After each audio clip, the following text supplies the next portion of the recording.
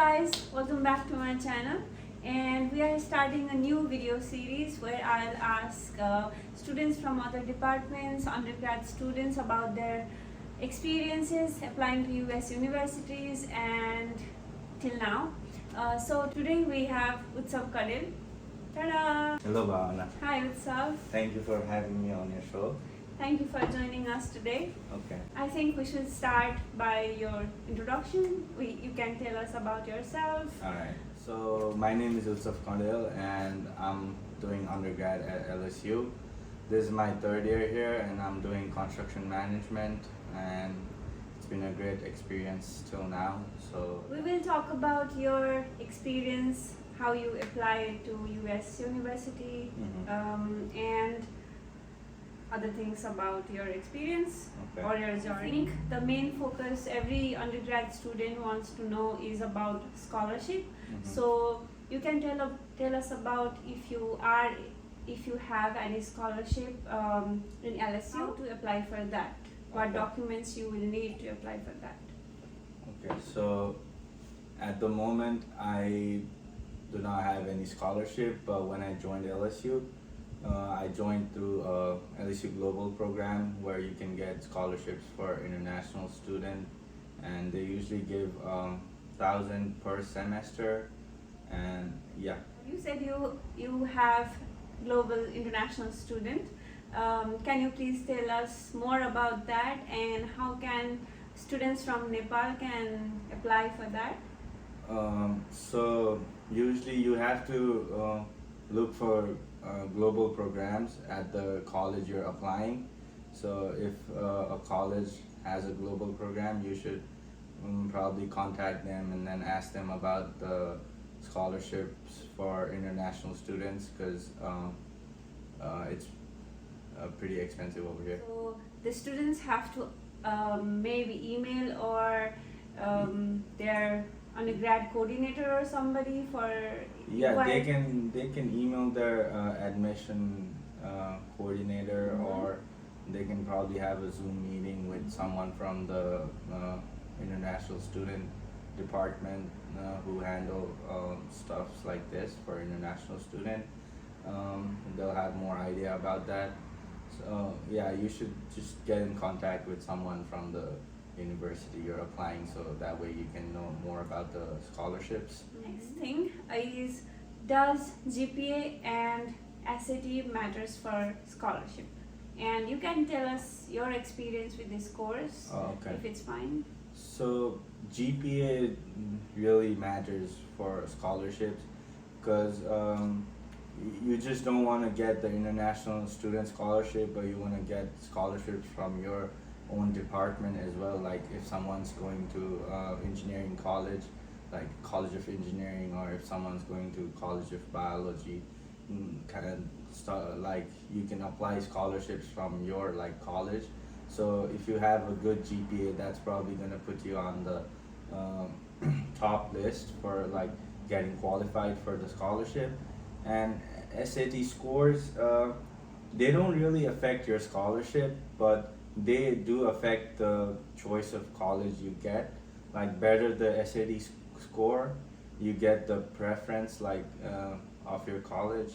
Like if you wanna, from my experience, well, I tried applying for NYU, but the SAT scores at NYU's engineering college, they were 1350 or above. I only got 1200, so I couldn't get there. So if you get a good score at SAT, you can get the college of your preference. Okay. So, and you've been here quite for a long time, right, in US?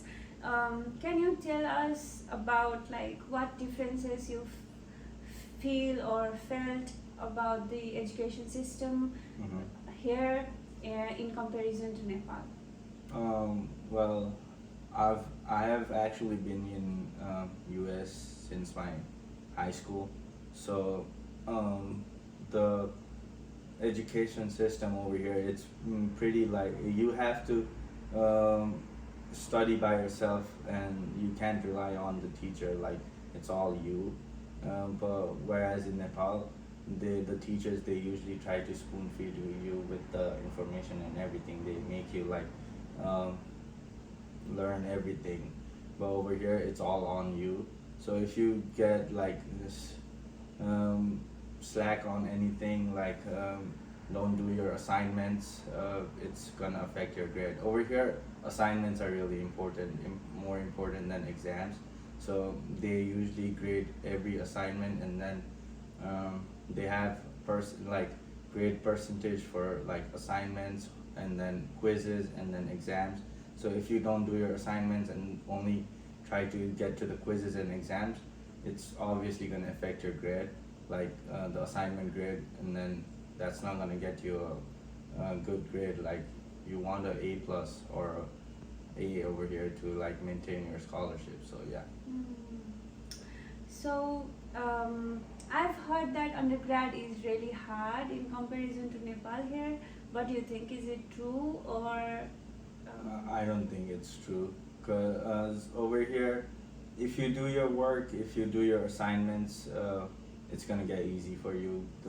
It's not hard, but it's really tedious. So you have a lot of stuff to do, like a lot of assignments, a lot of projects.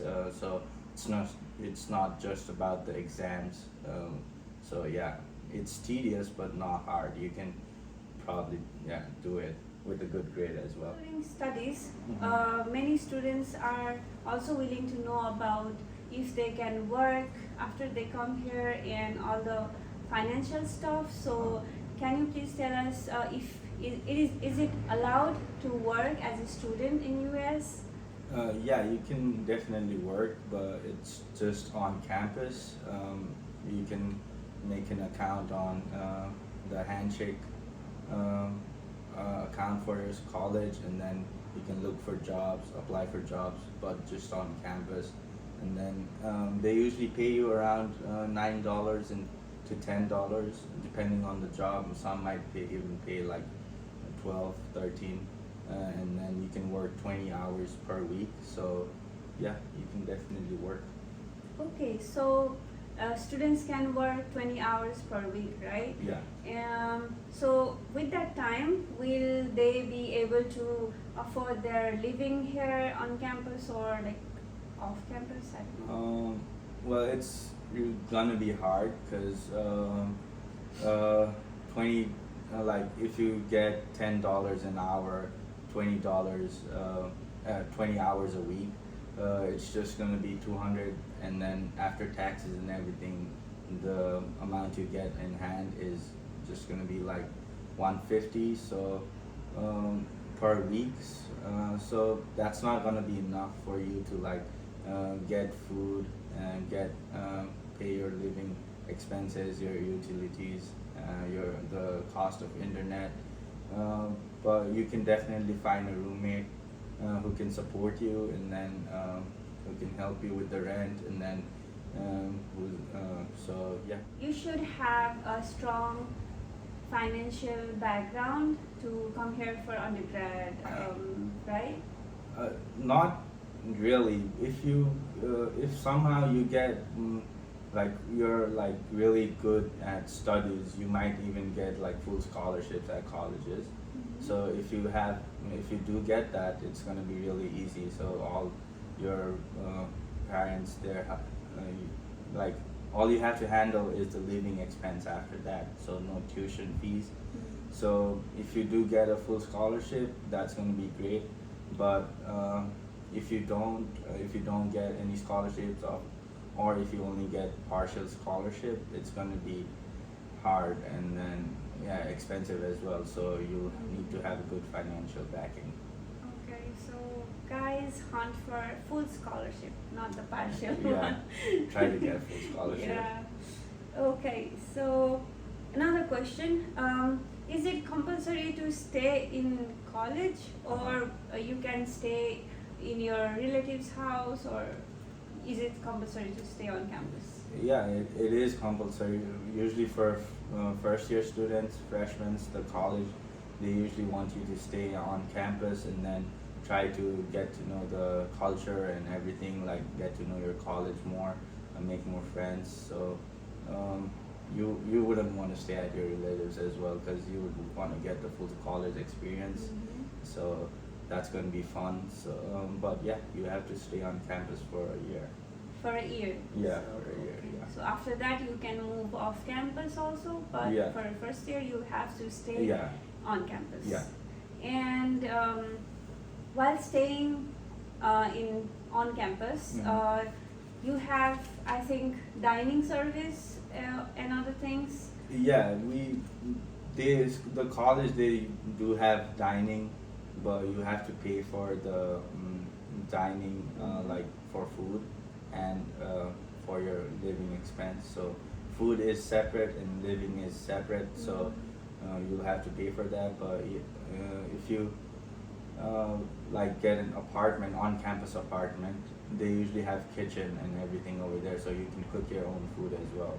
But if you stay in a dorm, they don't have a kitchen over there, or even if they do have a kitchen, it's going to be a shared kitchen with like 15 or 20 other people. So yeah, if you do get an apartment, you can cook. If you don't, you need to have like dining service as well. Like you can pay for it, and then you can go eat. Yeah. So can you tell us briefly like things they can pack while coming for undergrad? Because I think they are quite confused as they will be going for on campus and they may need the utensils and other things or not. Okay, so what you have to do is don't pack a lot of clothes. Like you'll probably buy them when you get here. So if you're coming here for fall, you want to pack a bit of summer clothes, and then mostly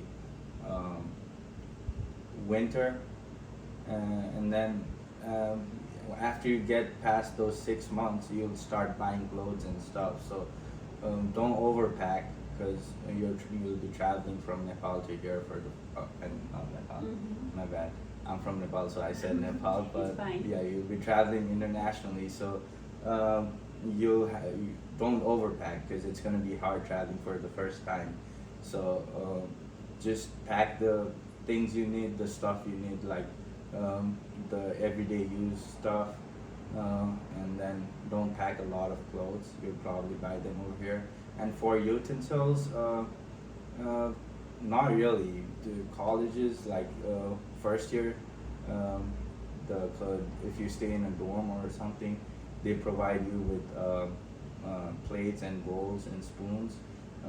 But if you want to cook, you can buy it over here for cheap. Like it's not that expensive. So rather carrying one from all the way from your home, it's easier to just buy a pan or a rice cooker or something like to cook. So yeah. Don't pack utensils. You'll probably buy them over here. Yeah. You can buy a cooker maybe, because it's a bit expensive Yeah, here. pressure cooker. You can probably, yeah. if you plan on using a pressure cooker, you can probably bring it from your home. But other things you can get it over here, and they're pretty cheap, like the utensils. Especially clothes, you don't have to bring lots of clothes. Yeah, don't overpack clothes. Yeah, we do that a lot to go shopping and all. But I suggest to bring traditional clothes more than the other clothes, because you'll buy here anyway. Yeah. So yeah. Little fun question. As you are here for a lot of time, like what are some of the culture shocks you have experienced, like the culture-wise thing? Culture shocks. Everybody works. There's no getting past like not working. So everybody works over here. If you don't work, you can't eat. So that, and then about friends, lifestyle. Yeah, lifestyle. It's all like you're just all by yourself. You don't have like a lot of like just like back in home. You might like just hang out with your friends every time or that. Like everybody has their stuff to do. Everybody is busy with their work, with their studies. So you're all on your own. You probably meet them like in weekends or like in functions or stuff like that, but it's all on you, so you have to be strong. Like you have to be able to like live by yourself and then do everything by yourself. So yeah. Okay, so at last, will you recommend other students to come to US universities for their undergrad, or maybe they should try and think about doing their undergrad back in home and then come for a master's, or Yeah, well, U.S. colleges, they're really good for study wise, so you should definitely come. But if it's gonna be hard on you, like financially, don't come. Like it's gonna be hard over here as well. Like don't make it harder for your parents and like relatives back home just to like study here. You can probably like study 4 more years in your own country and then come here for graduate school. So, but if you do have the financial backing and then your parents want you to go study, yeah, come. Like it's really fun over here. Like really fun. So yeah.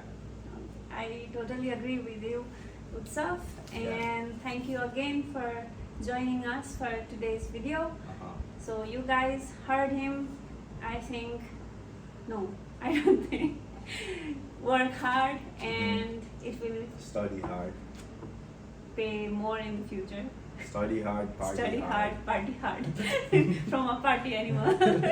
Okay, thank you for watching this video, guys. Bye-bye. Bye. Bye-bye.